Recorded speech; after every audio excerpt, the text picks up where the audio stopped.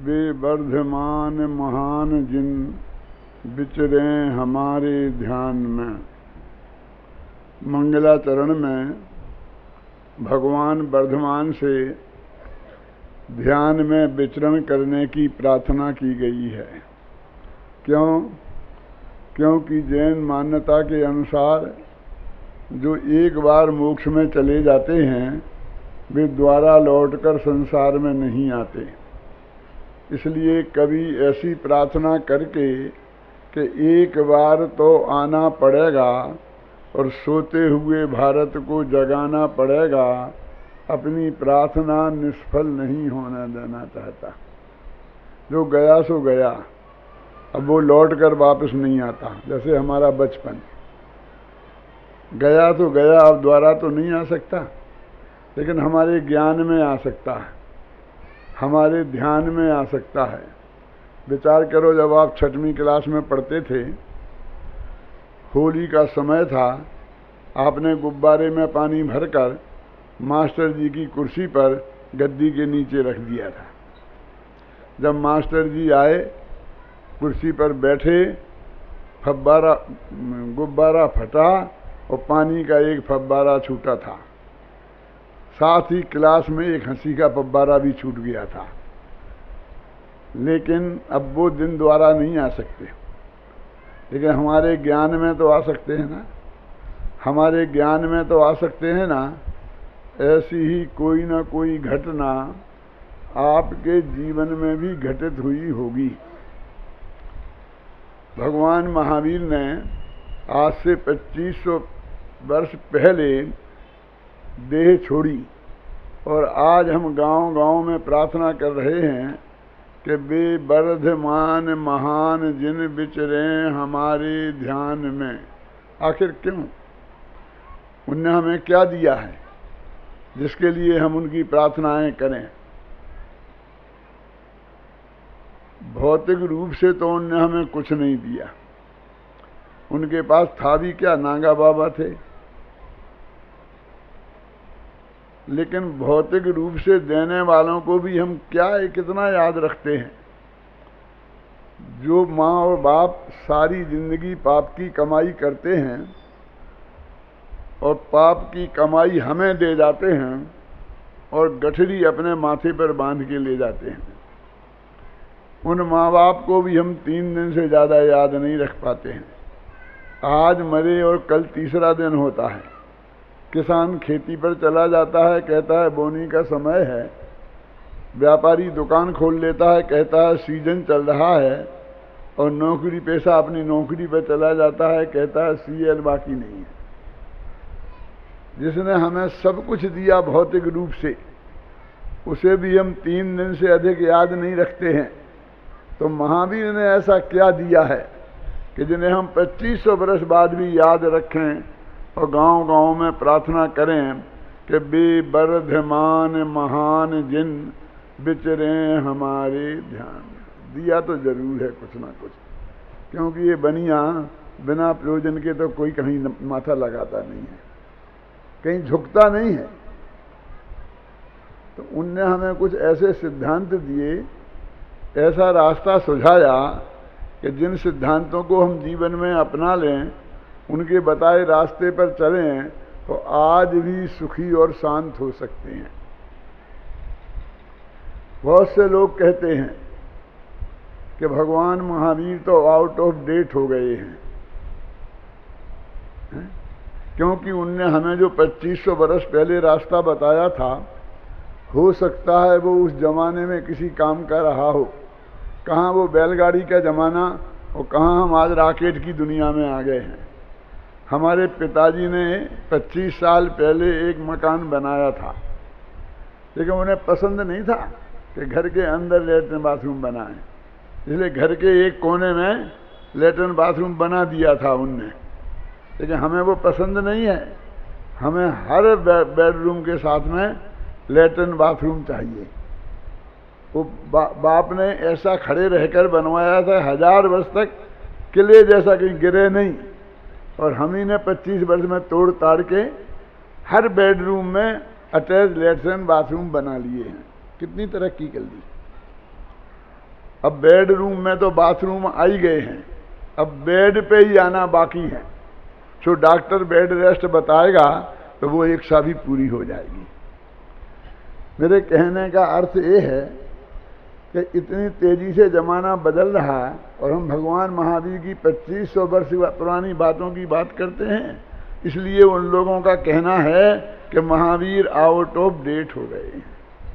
मैं उनसे कहना चाहता हूं कि महावीर आउट ऑफ डेट नहीं हुए हैं, एकदम अप टू डेट हैं। उन लोगों को शायद ये मेरी बात पसंद न आए जो ऐसे कपड़े पहनकर, ऐसे बाल कटाकर कि दूर से देखने पर पता ही ना चले कि लड़का है या लड़की, अपने को अप टू डेट समझते हैं। पर भाई कोई व्यक्ति ड्रेस से अप टू डेट नहीं होता है, अपने विचारों से अप टू डेट होता है। यदि भगवान महावीर के विचार हमारी आज की समस्याओं को सुलझाने में समर्थ हैं तो वे एकदम अप टू डेट हैं। ड्रेस से जो अप टू डेट बनेगा, मेरे पिताजी पगड़ी बांधा करते थे और जब वो दर्पण के सामने बैठकर पगड़ी बांधते थे तो 1 घंटे से कम नहीं लगता था, और जब उसे पहनकर बाजार में निकलते थे तो अपने को कम अप टू डेट नहीं समझते थे। हमने वो पगड़ी फेंक दी, टोपी लगा ली और अप टू डेट बन गए। सगे बाप को आउट ऑफ डेट कर दिया, किसी दूसरे ने नहीं, हमने ही। हमारे बच्चों ने ये टोपी भी फेंक दी और अप टू डेट बन गए, हमें आउट ऑफ डेट कर दिया। देश से अप टू डेट बनने वालों की तो यही हालत होने वाली है। जब पगड़ियां पहनते थे लोग तो पगड़ियां उछाली जाती थी, जब टोपी लगाने लगे तो टोपी उछलने लगी। अब ना माथे पे पगड़ी है ना टोपी है, इसलिए लोगों के बाल ही उड़ने लगे। इसलिए मैं कहता हूं लोगों से कि एक चीज उड़ने के लिए बाहर की रखो तो माथा बचा रहेगा। आपने कोई माँ बहन जंगी देखी है? आदमी सैकड़ों मिलेंगे आपको। क्यों ऐसा क्यों होता है? क्योंकि उनके माथे पर उड़ने के लिए ये साड़ी का पल्लू हमेशा रहता है, वो उड़ता रहता है। हमारे माथे पे कुछ था ही नहीं तो बाल उड़ने लग गए। अब भी नहीं चेते तो फिर समझ लो किसका नंबर आएगा। ये बात तो मैंने बीच की कही। वैसे ही बात तो ये है कि भगवान महावीर के विचार आज की समस्याओं को सुलझाने में समर्थ हैं या नहीं। तो भगवान महावीर ने जिस अहिंसा के सिद्धांत को 2500 वर्ष पहले इस दुनिया के सामने रखा, उसकी जितनी आवश्यकता आज है उतनी महावीर के जमाने में भी नहीं थी। क्यों? कि जब लोग लाठियों और पत्थरों से लड़ा करते थे, लाठियों और पत्थरों से लड़ने वाले अस्पताल पहुंचते हैं, स्मशान नहीं। यानी वे घायल होते हैं, मरते नहीं। फिर हमने तरक्की की और तलवारें बना ली। वो तलवार की मार भी 4 हाथ से आगे काम नहीं करती थी। कोई आदमी 10-20 गज दूर हुआ तो तलवार बेकार थी। फिर हमने गोलियां बनाई, लेकिन वो एक गोली एक आदमी को एक समय में मार सकती थी। वो भी 100-200 गज दूर हुआ तो, यदि वो मील 2 मील दूर हुआ तो वो गोली भी बेकार थी। लेकिन आज हमने ऐसी ऐसी गोलियां बना ली हैं कि एक गोली से हिंदुस्तान साफ हो सकता है और दूसरी गोली से चाइना। और वो गोलियां चलाना किनके हाथ में है? जो दिन में 3 बोतल पीते। हम गर्म पानी पीने वाले लोग भी जब कभी पंखा चलाना चाहते हैं और गलती से बगल का बटन दब जाता है तो लाइट जल जाती है। इतनी गलती तो गर्म पानी पीने वालों से भी हो जाती है। वो 3 बोतल वाले ने चाइना का बटन दबाया और गलती से भारत का बटन दब गया तो हम मुफ्त में ही चले जाएंगे। आज हिंसा ने इतना भयानक रूप धारण कर लिया है, इसलिए भगवान महावीर की अहिंसा की आवश्यकता इस दुनिया को जितनी आज है उतनी महावीर के जमाने में भी नहीं थी। आज हिंसा ने कितना भयानक रूप धारण कर लिया है। रामायण का युद्ध 6 महीना चला था। पर उसमें मरने वालों की संख्या हजारों थी, लाखों नहीं। महाभारत का युद्ध सिर्फ 18 दिन चला था, पर उसमें मरने वालों की संख्या लाखों थी, करोड़ों नहीं। लेकिन आज का असली युद्ध 18 सेकंड चल जाए तो उसमें मरने वालों की संख्या लाखों नहीं, करोड़ों नहीं, अरबों होगी। क्योंकि उसमें अकेले आदमी नहीं मरते हैं, पशु पक्षी कीड़े मकोड़े ये सब मरते हैं। यहां तक कि जमीन ऐसी हो जाती है कि 1000 वर्ष तक तो उसमें बीज ना हो गए। आज हिंसा ने इतना भयानक रूप धारण कर लिया है, इसलिए भगवान महावीर की अहिंसा की आवश्यकता इस दुनिया को जितनी आज है उतनी महावीर के जमाने में भी नहीं थी। इसलिए मैं कहता हूं भगवान महावीर आउट ऑफ डेट नहीं हुए हैं, बल्कि एकदम अप टू डेट हैं। पहले युद्ध के मैदान में सिपाही लड़ते थे और सिपाही मरते थे। आज के युद्ध मैदानों तक सीमित नहीं रह गए हैं। सुबह 9-10 बजे युद्ध शुरू होता था, शाम के 5 बजे बंद हो जाता था। शांति से रात भर आराम करते थे लोग, फिर दूसरे दिन लड़ते थे। युद्ध के मैदान में सिपाही लड़ने वाला ही लड़ता था, किसान मजदूर उनको कोई नुकसान नहीं पहुंचाया जाता था, ना दुकानदारों को। लेकिन आज तो इस बात का कोई विचार ही नहीं है। मैं तो कहता हूं कि आज की लड़ाइयां बड़ी बीतरागी लड़ाइयां हो गई हैं। अब क्या बीतरागी लड़ाइयां और बीतरागी? हाँ, पहले कोई किसी को मारता था तो मारने वाले को पता रहता था मैं किसको मार रहा हूं, और मरने वाले को भी पता रहता था कि मुझे कौन मार रहा है। आज ऊपर से राम बम फेंकता है, नीचे लक्ष्मण मर जाता है, मंदिर साफ हो जाता है। ऊपर से रहीम बम फेंकता है, नीचे उसका भाई करीम मर जाता है और मस्जिद साफ हो जाती है। ऊपर से हरमिंदर सिंह बम फेंकता है और नीचे उसका भाई गुरविंदर सिंह मर जाता है और गुरुद्वारा साफ हो जाता है। अब ये तो मैं कह नहीं सकता हूं कि ऊपर से लालचंद बम फेंकता है और नीचे उसका भाई बालचंद मर जाता है। इन चंदों की इतनी हिम्मत नहीं है, और इनमें अहिंसा का संस्कार भी है। भगवान महावीर की अहिंसा का संस्कार जैनियों में अभी जितना विद्यमान है आपको उसकी कल्पना नहीं है। आप अपने हाथ पर एक 2 इंद्री कीड़ा लो हाथ पर, और ले जाके सबके पास जाके कहोगे इसे मार दो, कोई मारेगा? 100 रुपया देंगे जो मारेगा, क्यों बेटा मारोगे? नहीं, बच्चा भी नहीं मारेगा। 1 लाख रुपया देंगे, बोलो कौन मारेगा? कोई आदमी, एक आदमी ये मानने को तैयार नहीं है। कम से कम यहां तो नहीं बोलेगा, अकेले में चाहे 1000 मार दे। क्यों? यानी इतनी अहिंसा की श्रद्धा अभी हमारी जैन समाज में मौजूद है।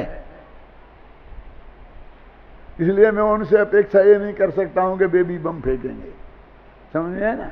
तो मैं तो ये कहना चाहता हूं कि आज के युद्ध इतने खतरनाक हो गए हैं, युद्धों का राष्ट्रीयकरण हो गया है। पहले 2 व्यक्ति लड़ते थे। रामायण का युद्ध 2 व्यक्तियों का युद्ध था, राम और रावण 2 व्यक्ति थे ना। फिर परिवार लड़ने लगे। महाभारत का युद्ध 2 परिवारों की लड़ाई थी, कौरव और पांडव। कौरव और पांडव व्यक्तियों के नाम नहीं है, परिवारों के नाम है। फिर जातियां लड़ने लगी। ये हिंदू मुस्लिम के दंगे हुए देश में, तो हिंदू मुस्लिम ये जातियां हैं। फिर देश लड़ने लगे। सन 65 में हिंदुस्तान में जो लड़ाई हुई थी तो किस में हुई थी? अयूब खां और लाल बहादुर शास्त्री के बीच, कि इंदिरा गांधी और याहिया खां के बीच, कि हिंदुस्तान और पाकिस्तान के बीच। माने आज देश लड़ते हैं।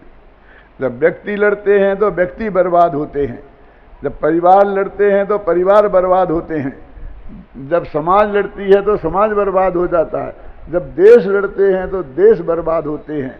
और देश माने अकेला आदमी नहीं होता, पशु पक्षी, खेत खलियान, मंदिर मस्जिद, ये सब देश में शामिल है ना। तो आज की हिंसा इतनी खतरनाक हो गई है इसलिए भगवान महावीर की अहिंसा की आवश्यकता जितनी इस दुनिया को आज है उतनी महावीर के जमाने में भी नहीं थी। इसलिए मैं कहता हूँ कि भगवान महावीर आउट ऑफ डेट नहीं हुए हैं, बल्कि एकदम अप टू डेट हैं। ये बात तो हुई भगवान महावीर की अहिंसा की उपयोगिता की, आवश्यकता की, लेकिन असली मुद्दा तो ये है कि भगवान महावीर की दृष्टि में हिंसा कहते किसे हैं, अहिंसा कहते किसे हैं। सारी दुनिया जिसे हिंसा और अहिंसा कहती है, महावीर उसे नहीं कहते हैं। तो हमें आज भगवान महावीर किसे हिंसा कहते हैं उसका सच्चा स्वरूप समझना है। महाकवि व्यास के पास उनके कुछ शिष्यगण पहुंचे, किसान लोग, कि महाराज आपने 18 पुराण लिखे हैं, इतने मोटे पोथन ने, वे भी संस्कृत भाषा में, हमें पढ़ने की फुर्सत कहाँ है, और हम तो अपनी मातृभाषा भी नहीं जानते, ये कैसे पढ़ेंगे। आप 1.5 लाइन में हमें इनका सार बता दीजिए कि आपने क्या लिखा है इसमें। तो उन्होंने कहा सुनो बेटा, ये महापुराण हमने हम जैसे लोगों के लिए ही लिखे हैं, तुम लोगों को इतना पर्याप्त है। कितना?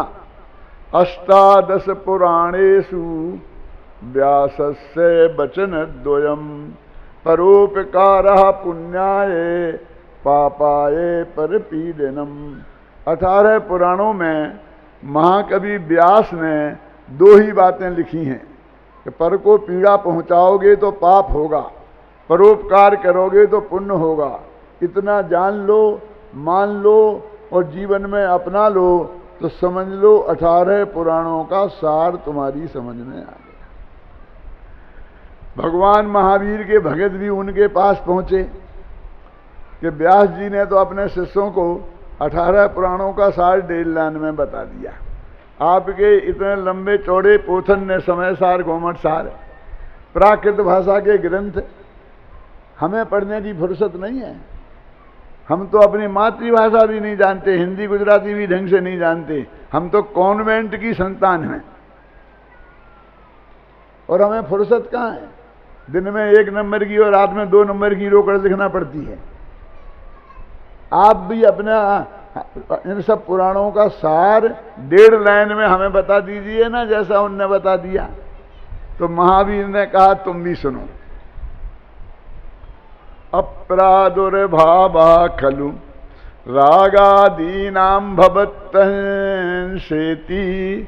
तेषामेव उत्पत्ति हिंसेति जनागमस्य संक्षेपा। आत्मा में रागादि भाव की उत्पत्ति, इसका नाम हिंसा है, और आत्मा में रागादि भाव की उत्पत्ति नहीं होना, इसका नाम अहिंसा है, और यही जनागम का सार है। आया समझ में? दीवान जी आया? मेरी समझ में तो कुछ नहीं आया। भगवान महावीर सीधी सच्ची बात क्यों नहीं करते हैं कि दुनिया में मार काट का होना उसका नाम हिंसा है, और दुनिया में मार काट का नहीं होना उसका नाम अहिंसा है। हर बात में आत्मा लगा देते हैं। हम कह रहे अहिंसा समझना है, और ये आत्मा समझा रहे। तो महावीर कहते सुनो भाई, शांति से घोड़े पर से उतरो। हिंसा सबसे पहले मन में पैदा होती है, मन माने आत्मा में पैदा होती है, फिर आत्मा में नहीं समाये तो वाणी में आती है, और वाणी में नहीं समाये तो काया में उतरती है ना। जैसे देखिए, अभी मैं भाषण दे रहा हूं, आप लोग शांति से सुन रहे हैं। यदि कोई खड़ा होकर के उधम करने लग जाए बीच में तो क्या होगा? 2-5 मिनट तो कुछ नहीं होगा, लेकिन जब वो नहीं मानेगा और व्यवस्थापकों के हृदय में गुस्सा नहीं समाएगा तो मेरा स्पीकर बंद हो जाएगा और वे उठाएंगे। संजय भाई, सब लोग जिनको सुनना है शांति से सुने, नहीं तो चले जाएं।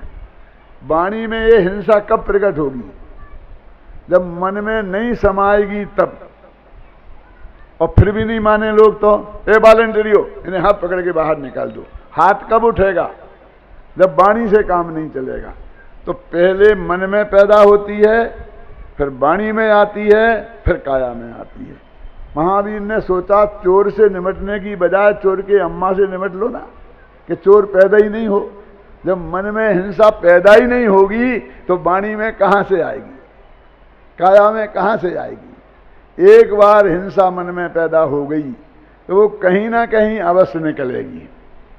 एक मास्टर जी थे, कोई मास्टर जी यहां बैठे हो तो नाराज मत होना, मैं भी मास्टर ही तो हूं। उनने अपनी पत्नी से कहा आज जरा रोटी जल्दी बनाना है, स्कूल जल्दी जाना है। पत्नी ने कहा आज रोटी जल्दी नहीं बन सकती है। कि क्यों? कि वो जयपुर से दुबला पतला पंडित आया है, आज उसका व्याख्यान है, मैं पहले व्याख्यान सुनने जाऊंगी, बाद में रोटी बनाऊंगी। मास्टर जी का माथा गर्म हो गया। मास्टरनी घबराई, आधा व्याख्यान छोड़ के आई, जल्दी जल्दी रोटी बनाई, लेकिन मास्टर जी का तवा माथा मास्टरनी के तवा से ज्यादा गर्म हो गया था। तो बिना रोटी खाए स्कूल चले गए। कितना गुस्सा आया होगा मास्टरनी, क्योंकि अब मास्टर जी तो वहां थे नहीं, वे तो स्कूल में चले गए थे। बेचारे बच्चे घर में थे तो उसने उनकी धुनाई शुरू कर दी। गुस्सा एक जगह पैदा हो गया तो कहीं ना कहीं तो निकलेगा ना। गुस्सा तो मास्टर जी को भी कम नहीं आ रहा था, लेकिन वे स्कूल में गए थे, ना वहां पत्नी थी, ना घर के बच्चे थे, पराए बच्चे थे, उनने उनकी धुनाई शुरू कर दी। हिंसा पैदा ही ना हो, ये सबसे बढ़िया बात है। एक दफा हिंसा पैदा हो गई मन में तो वो कहीं ना कहीं निकलेगी निकलेगी और निकलेगी। इसलिए महावीर ने बहुत सोच समझ के कहा कि आत्मा में राग आदि की उत्पत्ति, इसका नाम है हिंसा, और आत्मा में राग आदि की उत्पत्ति नहीं होना, उसका नाम है अहिंसा। तो भगवान महावीर राग की उत्पत्ति को हिंसा मानते हैं कि जो जीव मरते हैं, जो द्रव्य हिंसा होती है, इन्हें हिंसा नहीं मानते हैं कि मानते हैं? भाई मानते हैं। फिर राग राग क्यों कह रहे हैं? उसकी बात क्यों नहीं करते हैं कि सुनो सुनो, सबसे ज्यादा द्रव्य हिंसा युद्धों में, लड़ाइयों में होती है। और लड़ाइयां क्यों होती हैं? 3 कारणों से। जर, जोरू और जमीन। जर माने रुपया पैसा, जोरू माने पत्नी नारी, और जमीन तो आप समझते ही हैं। रामायण का युद्ध क्यों हुआ? राम की धर्म पत्नी को रावण हर ले गया। एक दफे मैंने एक सभा में बोल दिया था कि राम की जोरू को रावण हर ले गया, तो मेरे पास अदालती नोटिस आ गया था। तब से मैं नहीं बोलता हूं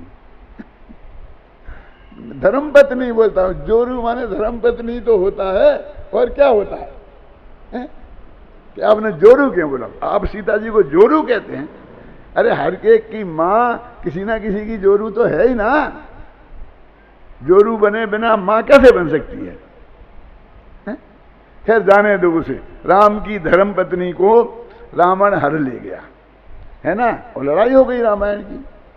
तो वो युद्ध कैसे हुआ? नारी की वजह से। पांडवों से ने कौरवों से कहा तुम 5 गांव हमें दे दो तो हम समझौता कर लेंगे, लेकिन कौरवों ने कहा बिना लड़ाई के सुई की नोक के बराबर भी जमीन नहीं मिलेगी। और महाभारत का युद्ध हो गया। काय के लिए हुआ बोलो? जमीन के पीछे हुआ ना। और पैसे के पीछे लड़ाइयां होती हैं, इसके लिए भी पुराणों की गाथाएं खोजनी पड़ेंगी, इतिहास के पन्ने पलटने पड़ेंगे समझाने के लिए। खासकर बनियों की सभा में, जिनकी सारी लड़ाइयां पैसों के लिए होते हैं, जिनका मौलिक सिद्धांत है कि चमड़ी जाए पे दमड़ी ना। आप लोग घबराना नहीं, आपकी बात नहीं है। आज तो सारी दुनिया व्यापारी हो गई है। अमेरिका ने इराक पर आक्रमण किया इसलिए नहीं कि इराक की जमीन चाहिए थी उसे, इराक का तेल चाहिए था। हिंदुस्तान पे उन्हें कब्जा नहीं चाहिए। हिंदुस्तान का जो इतना बड़ा मार्केट है, उस मार्केट पे कब्जा चाहिए, समझे ना। सब व्यापारी हो गए हैं। अब सरकारें सरकार नहीं चलाती हैं, व्यापार चलाती हैं। तो 3 कारणों से हिंसा होती है। कौन कौन? जर, जोरू और जमीन। मैं आपसे पूछता हूं, इन तीनों के प्रति राग के कारण होती है कि द्वेष के कारण? सीता जी से रामचंद्र जी को तो राग था ही, होना ही चाहिए था, उनकी धर्म पत्नी थी, लेकिन रावण को भी द्वेष नहीं था। नहीं तो वो ऐसा नहीं बोलता कि तू मुझे स्वीकार कर ले, मैं तुझे पटरानी बनाऊंगा मंदोदरी से भी ऊपर। ये बातें राग की हैं, द्वेष की नहीं है। तो रामायण का युद्ध राग के कारण हुआ, और कौरवों को तो जमीन से राग था ही, पांडवों को भी राग था। नहीं 5 गांव की क्या जरूरत थी? कि क्या बात करते हो, बेचारे रहते कहां, उन्हें एक भी गांव नहीं मिलता। तो नहीं, मेरे पास तो एक भी गांव नहीं है और मैं तो बहुत ठाठ से रहता हूं। रहने के लिए गांव चाहिए। हमारा देश तो वो है कि जहां के गृह मंत्री के पास घर नहीं था। लाल बहादुर शास्त्री जब गृह मंत्री बने थे तो उनके पास घर नहीं था, और इन्हें 5 गांव चाहिए थे। उनके मन में भी एक तमन्ना थी कि 5 गांव पैर रखने को, खड़ी को जमीन तो मिले, फिर देख लेंगे हम। ये भावना थी अंदर में। तो इसलिए जमीन के प्रति राग के कारण महाभारत का युद्ध हुआ। और जो बनिया लड़ते हैं पैसे के लिए, वो पैसे से उन्हें राग है कि द्वेष? राग है ना। तो ये सारे युद्ध राग के कारण होते हैं। इसलिए भगवान महावीर ने बहुत सोच समझ के कहा कि आत्मा में रागादि की उत्पत्ति, उसका नाम है हिंसा, और आत्मा में रागादि की उत्पत्ति नहीं होना, उसका नाम है अहिंसा। और यही जनागम का सार है। राग शब्द का प्रयोग महावीर ने हिंसा अहिंसा की परिभाषा में क्यों किया, इसका कारण मैंने आपको बताया। आत्मा शब्द का प्रयोग क्यों किया ये बताया था, फिर राग शब्द का प्रयोग क्यों किया ये बताया। देखो भाई, देश से भी तो हिंसा होती है, और भी कारणों से तो हिंसा होती है। और एक बात क्यों ध्यान में नहीं रखते कि धर्मानुराग भी तो राग है। क्या वो भी हिंसा है? जरा संभल के बोलना। ये सूरत है, सूरत। जैसी सूरत है वैसी की वैसी सुरक्षित ले जाना हो तो संभल के बोलना। चाहे जैसा अनाप शनाप मत बोलना। अरे भाई, तुम आप विचार करो, धर्मानुराग, लेकिन धर्मानुराग के पीछे दुनिया में कितनी हिंसा हुई। हजारों यहूदियों को जिंदा जला दिया गया। काहे के लिए? धर्म के कारण। मुसलमानों ने हिंदुओं को, हिंदुओं ने मुसलमानों को मारा। काहे के लिए? धर्म के पीछे। और हम दूसरों की बातें क्यों करें? हम अपनी जैनियों की देखें ना जरा। श्वेतांबर दिगंबर संवेद शिखर के पीछे 150 बरस से लड़ रहे हैं, लंदन तक की अदालत में चले आए। हाथ तो इनने इसलिए नहीं उठाया क्योंकि इनका हाथ उठता ही नहीं है। बच्चे तो यही लड़ाई जानते हैं, अदालत की लड़ाई, बाजार की लड़ाई, बातों की लड़ाई। आपकी इनकी हिंसा बस सब बातों तक सीमित है। लेकिन है ना, धर्मानुराग के पीछे हम कैसे लड़ते? देखो, एक की दुकान से दूसरे को सामान खरीदने में कोई ऐतराज है कि ये तो श्वेतांबर, हम इसकी दुकान से सामान नहीं लेंगे? नहीं है ना। कोई डॉक्टर हो बहुत अच्छा, मुसलमान, हार्ट का ऑपरेशन बहुत अच्छा करता है, तो आप किससे कराएंगे? हम तो इस जैनी से कराएंगे, चाहे वो भले ही हम मर जाएं। क्यों?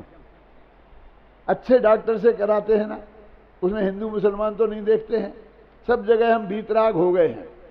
और अब तो और लड़कियां लेने देने में भी। क्यों? अरबपति होना चाहिए, भले ही वो कोई हो। और अरबपतियों की सबसे ज्यादा हालत खराब है, क्योंकि वे अपने बराबरी वाला तो खोजें। वो जैनियों में नहीं मिले तो, और ज्यादातर मिलेंगे नहीं। आप सोचो, इतने बीतरागी हो गए हैं हम। और जब धर्म का मामला आता है तो लड़ने के लिए तैयार, लड़ने के लिए कहते धर्म ही बचा। और सब बातों में हम एकदम नॉर्मल हो गए। वो हो गए हैं तो खराब हो गए हैं, ये मैं नहीं कह रहा हूं।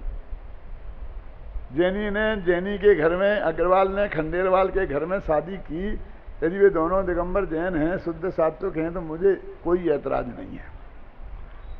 आप समझे ना? और ये मैं कोई बातें नहीं कर रहा हूं।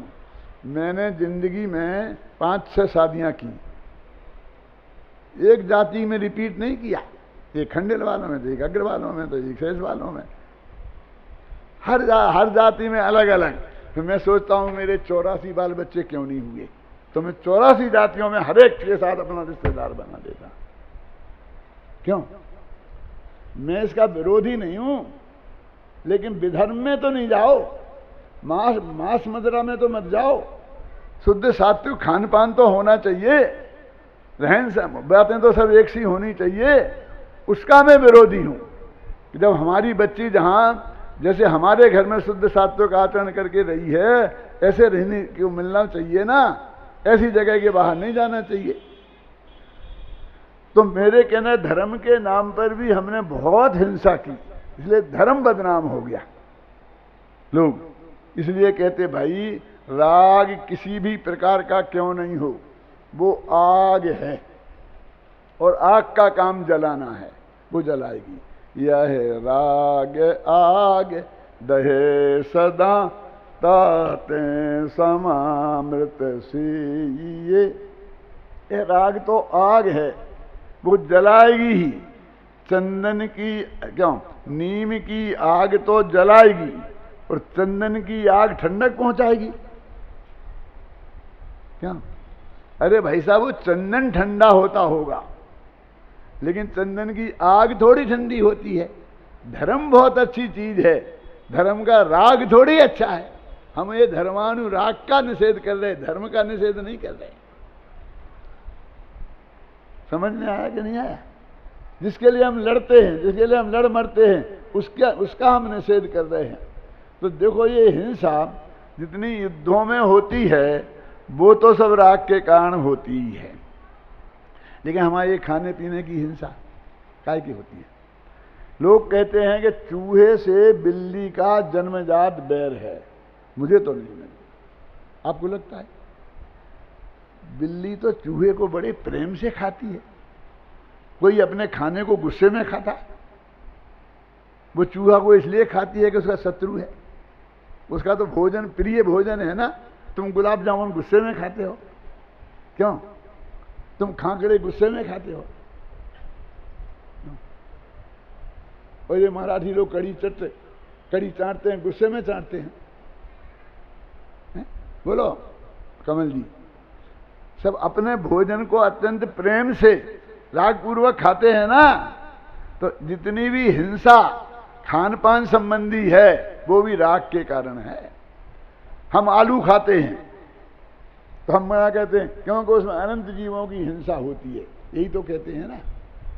तो वो कहता है कि साहब आप तो समझते नहीं हो, आलू तो सागों का राजा है। मैं कहा हमें तो पता ही नहीं था कि सागों में भी राजा प्रजा होते हैं। आलू सागों का राजा है कि हाँ? तो मैंने कहा राजा को क्यों खाते हो, प्रजा को खाओ ना। यानी हम जो भी खान पान संबंधी हिंसा है वो भी राग के कारण है। ये पहनने ओढ़ने की हिंसा, ये सिल्क की साड़ियां, 1 मीटर सिल्क बने तो 5000 कीड़ों को चाय जैसा उबालना पड़ता है। अब 5 मीटर की साड़ी हुई तो 25,000 कीड़े उबाले गए। और महाराष्ट्रियन तो उससे भी आगे हैं, उन्हें 6 मीटर की साड़ी चाहिए। क्यों? तो 30,000 कीड़े उबालने पड़ेंगे। वो सिल्क की साड़ियां आप प्रेम से पहनती हो कि गुस्से में? तो ये जो पहनने ओढ़ने की हिंसा है, ये राग से होती है कि नहीं होती है? बोलिए। ये श्रृंगार सामग्रियों की हिंसा, खरगोश की आंखों में डाल डाल के परखा गया है। कौन? ये शैम्पू। क्योंकि तुम्हारी आंखों में तुम लगाओ माथे में, और तुम्हारी आंख में चली जाए तो आंख ना फूट जाए। बेचारे खरगोश की आंख फूट जाती, अंधा हो जाता। क्यों? तो ये जो हिंसा हो रही है हमारी श्रृंगार सामग्रियों की, ये कैसे हो रही बोलो? ये भी राग से हो रही ना। अकेले युद्धों में होने वाली हिंसा नहीं, धर्मानुराग से होने वाली हिंसा भी, खाने पीने की चीज़ों के संबंध में होने वाली हिंसा भी, पहनने ओढ़ने की चीज़ों के संबंध में होने वाली हिंसा भी, सब राग के कारण हैं। इसलिए भगवान महावीर ने बहुत सोच समझ के कहा कि आत्मा में रागादि की उत्पत्ति, उसका नाम हिंसा है, और आत्मा में रागादि की उत्पत्ति नहीं होना, उसका नाम अहिंसा है, और यही जिनागम का सार है। उन्होंने कहा आत्मा में रागादि की उत्पत्ति हो जाए, बस आत्मा में रागादि पैदा हो गए और हिंसा हो गई, जी मरे चाहे नहीं मरे। कि हाँ ऐसा ही है। अभी अभी बिहार में भयंकर बाढ़ आई थी ना, 1 लाख लोग मारे गए थे और 10 लाख लोग बेघरबार हो गए थे। तो वो जो हिंसा हुई थी, किसी भी अखबार ने ये लिखा कि हत्यारी सरकार गद्दी छोड़ो, एक ने नहीं लिखा, सबने लिखा जन धन की हानि हुई। और गवर्नमेंट की आलोचना इसलिए तो की कि उसने उनको सहयोग नहीं किया, उनकी सुरक्षा की व्यवस्था नहीं की, लेकिन वे हत्यारी नहीं कहा। पुलिस की गोली से एक आदमी मर जाए तो सरकार हत्यारी हो जाती है, और हर अखबार टीवी पे लिखा रहता है कि हत्यारी सरकार गद्दी छोड़ो।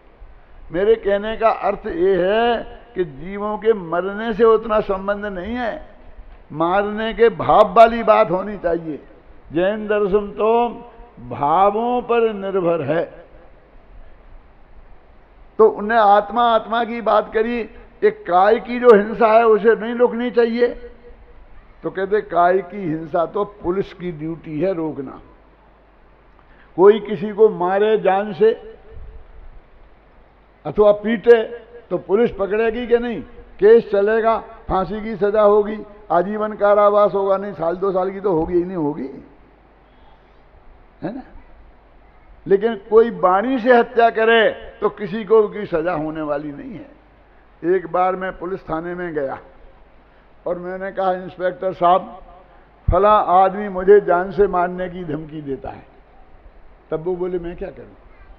मैंने कहा आप इंतजाम कीजिए और क्या करें, ऐसा कीजिए 2 पुलिस वाले मेरे साथ लगा दीजिए।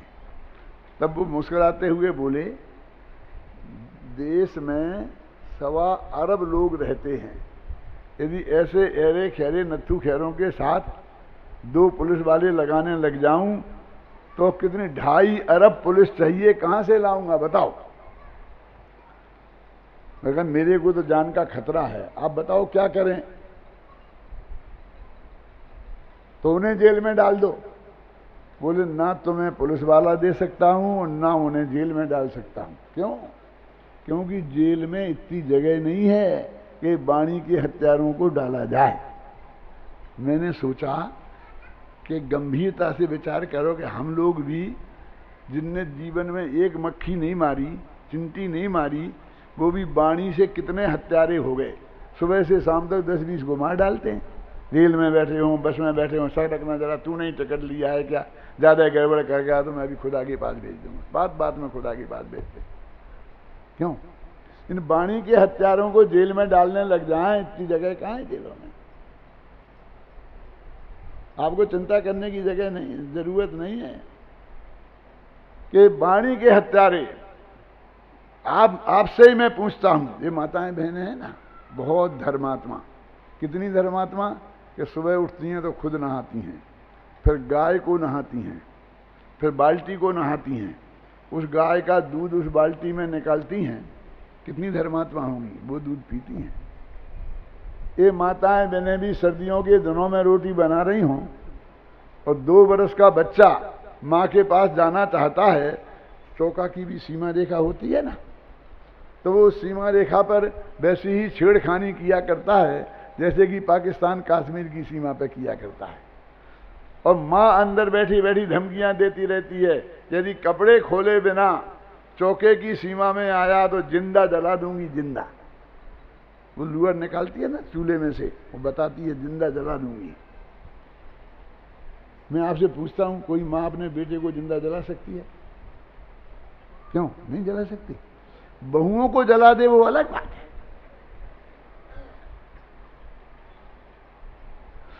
फिर भी वो वाणी से ऐसी हत्यारी हो गई है कि उसे जिंदा जलाने की धमकी देती है? क्या पुलिस वाले उसे भी पकड़ के जेल में डालें? यानी वाणी के हत्यारे इतने अधिक हो गए हैं कि उन सबको जेल में डालना पुलिस के लिए संभव नहीं है। तो काया की हिंसा को तो गवर्नमेंट रोकेगी, तो वाणी की हिंसा को कौन रोके? रुकना तो चाहिए ना। तो समाज रोकता है। कैसे? जो वाणी का सदुपयोग करते हैं उनका सम्मान करती है, और जो वाणी का दुरुपयोग करते हैं उनका अपमान करती है। सज्जनता के खातिर अपमान ना भी करें तो कम से कम सम्मान तो नहीं करती ना। आप लोग सब नीचे बैठे हैं और मुझे ऊपर गद्दी पे बैठा दिया है। क्यों? इसीलिए ना कि मैं महावीर की अच्छी अच्छी बातें आपको सुना रहा हूं। यदि मैं अभी यहीं स्पीकर पे ही आप सब लोगों को गालियां देने लग जाऊं तो क्या होगा? फिर दोबारा बुलाएंगे संजय जी कि तुम क्या सोच रहे? दोबारा अभी की सोचो, अभी की। मेरे कहने का अर्थ यह है कि समाज जो वाणी का सदुपयोग करते हैं उनका सम्मान करती है, और दुरुपयोग करते हैं उनका नहीं करती है। इस तरह सम्मान के लोभ में और अपमान के भय से हम बहुत कुछ अपनी वाणी को संयम में रखते हैं। लेकिन अभी मैं आप सबको मन में गालियां देने लगूं तो क्या कर लेंगे पुलिस वाले और क्या कर लेंगे समाज वाले? बोलो। तो महावीर कहते हैं कि जहां ना पुलिस की चलती है, ना गवर्नमेंट की चलती है, ना समाज की चलती है, धर्म का काम वहां से आरंभ होता है। इसलिए हमने आत्मा शब्द का उपयोग किया कि आत्मा में राग आदि की उत्पत्ति सरकार नहीं कह सकती है कि जिसकी आत्मा में राग आ जाएगा तो उसे हम जेल में डाल देंगे, ना समाज कर सकती है, लेकिन धर्म कर सकता है। धर्म कहेगा कि तुमने अंदर में मारने का भाव भी आ गया, राग द्वेष आ गया। देखो तुम कहे क्या बात कर रहे हो?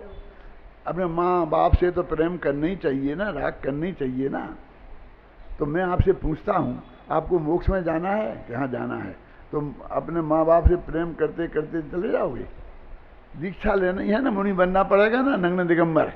तो नग्न दिगंबर मुनि बनने के लिए पत्नी को तो छोड़ना पड़ेगा, और बाल बच्चों को उन्हें भी छोड़ना पड़ेगा। मम्मी पापा को तो रख सकते हैं ना साथ में, कि मम्मी पापा को भी छोड़ना पड़ता है? नहीं, वे तो बहुत अच्छे हैं ना, हैं? उनके प्रति राग तो खराब चीज नहीं है ना, लेकिन सब राग छोड़ना पड़ता है कि नहीं? घर का, मकान का, मंदिर का, तीर्थ का, सब राग छोड़ने पड़ते हैं नहीं? सभी प्रकार के राग छोड़ के वीतराग बनते हैं। अपने लिखते हैं, रोकड़ पे भी लिखते हैं वीतरागाय नमः, दीपावली पे कार्ड पे लिखते हैं वीतरागाय नमः, बही पे ऊपर लिखते हैं वीतरागाय नमः। हमारा धर्म तो वीतरागता का है। राग को ने यदि हिंसा कहा, अधर्म कहा, तो कौन सी बड़ी बात हो गई? आप बोलिए। सारी हिंसा की जड़ में एक राग काम करता है। जो द्वेष से भी हिंसा होती है उसकी पीछे गहराई में जाएं तो राग दिखाई देगा। जैसे कि किसी ने हमारे गुरु जी का अपमान किया तो हमें गुस्सा आया, तो हमने उसकी पिटाई कर दी। तो ये तो क्रोध में यानी द्वेष से हुई ना हिंसा। क्रोध तो द्वेष है ना, इसमें राग से तो नहीं हुआ। अरे लेकिन हमें अपने गुरु जी से राग था ना। यदि हमें गुरु जी से राग नहीं होता तो हम नहीं मारते उसे।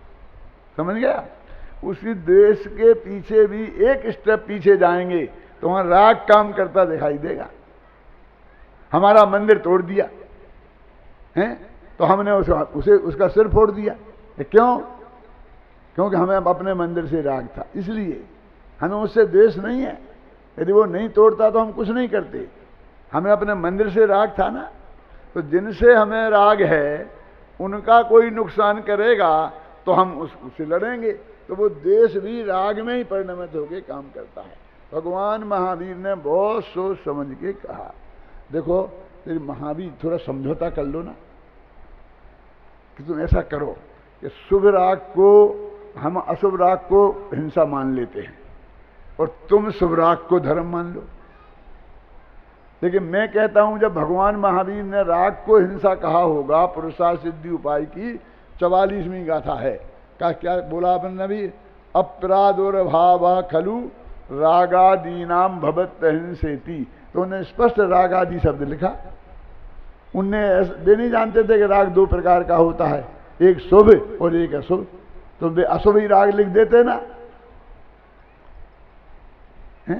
वे यदि लिख देते तो कोई आदमी शुभ राग को हिंसा नहीं मानता, इसलिए उन्होंने बहुत खोल करके लिखा, स्पष्ट करके लिखा कि आत्मा में रागादि की उत्पत्ति हो, वो राग किसी भी प्रकार का राग क्यों ना हो, वो यदि आत्मा में उत्पन्न होगा तो कालांतर में हिंसा, द्रव्य हिंसा भी होगी और भाव हिंसा तो उसी समय हो गई।